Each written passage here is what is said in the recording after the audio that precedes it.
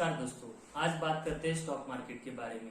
ये होता क्या है, इसमें बाय कैसे करते हैं, इसमें सेल कैसे करते हैं, ये सारी चीजें मैं आज बता देता हूँ। मान लो कि स्टॉक मार्केट हो, शेयर मार्केट हो या इक्विटी मार्केट हो, इसका तीनों का मतलब एक ही होता है। ये वो प्लेटफॉर्म होता है जहाँ से हम बाय या सेल कर सकते हैं किसी भी कंपनी के स्टॉक को। हम एक एग्जांपल लेते हैं, हमें कोई सब्जी खरीदनी है तो हम मंडी में जाते हैं और वहां से हम कोई भी एक पिक करते हैं। वैसे ही सेम ही एनएससी और बीएससी में होता है, स्टॉक मार्केट में होता है। स्टॉक मार्केट की बेसिकली दो टाइप होते हैं, एक होता है प्राइमरी मार्केट और एक होता है सेकेंडरी मार्केट। प्राइमरी मार्केट ये होता है जिसमें कंपनी लोगों के पास जाके बोलती है कि मुझे इस कंपनी में इन्वेस्ट कर दो।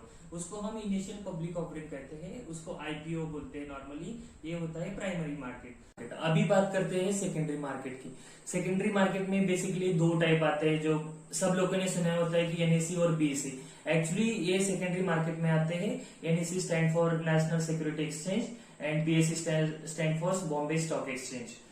अगर हम बात करें तो ये क्या करते हैं, इस पे सेबी की मतलब this is authorised by the SEBI. इसका ऑथराइजेशन सेबी का होता है कि कौन सा आईपीओ की प्राइस कितनी लानी है, उसका मार्केट कैप क्या रहेगा, ये किस डेट पे आएगी, सारी चीजें सेबी देखता है। सेबी का लॉन्ग फॉर्म होता है security exchange board of India. ये एक ऐसा बोर्ड है, 1992 में स्टैब्लिश हुआ है और एनएससी और बीएससी को ऑथराइज करता है।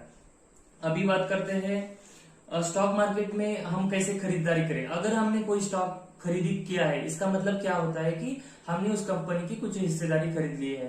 अगर कंपनी को प्रॉफिट होता है तो स्टॉक की प्राइस बढ़ेगी, अगर कंपनी को लॉस होता है तो स्टॉक की प्राइस घटेगी। Example on A small scale, अगर मेरे पास 50,000 रुपीज है और मैं कोई एक स्टार्ट कर रहा हूँ, एक आईटी फर्म स्टार्ट कर रहा हूँ, बट उतने पैसे मेरे को काफी नहीं है। मुझे इंफ्रास्ट्रक्चर करना है, हार्ड डिस्क लाना है, बहुत सारे कंप्यूटर्स वगैरह ये चीजें खरीदनी है, तो मेरे पास पैसे नहीं है। तो अगर मैं दोस्त के पास जाता हूँ और दोस्त को बोलता हूँ कि 50,000 मुझे दे दे या इन्वेस्ट कर दे, जो मेरा फर्म स्टार्ट हो रहा है, तो इसमें बड़े स्केल पे देखें तो हम क्या कर रहे हैं कि हम दोस्त के पास जा रहे हैं और दोस्त को बोल रहे हैं कि कुछ पैसे मेरी कंपनी में इन्वेस्ट कर दे, तो 50% हम उसको हिस्सेदारी बेच रहे हैं। इसको ही स्मॉल स्केल पे देखते हैं तो इसको ही स्टॉक मार्केट बोलते हैं। अगर ये मेरी स्मॉल स्केल की कंपनी है तो एक मैं दोस्त के पास गया, अगर एनएससी और बीएससी के पास हम जाते हैं तो इसका मतलब होता है कि हम पूरी दुनिया के पास जा रहे हैं और उनको बोल रहे हैं कि हमारे फर्म में इन्वेस्ट कर दो या अच्छा ग्रोथ रेट आगे फ्यूचर में देगा। डीमैट अकाउंट और ट्रेडिंग अकाउंट के बारे में।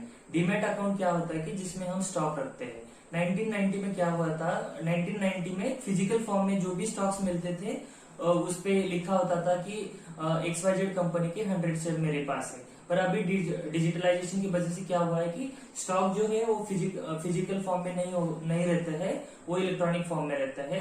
जब इलेक्ट्रॉनिक फॉर्म में जो स्टॉक्स होते हैं वो डीमेटेरियलाइज फॉर्म में होते हैं, वो डीमैट अकाउंट में होते हैं, तो इसलिए हम उसको डीमैट अकाउंट कहते हैं।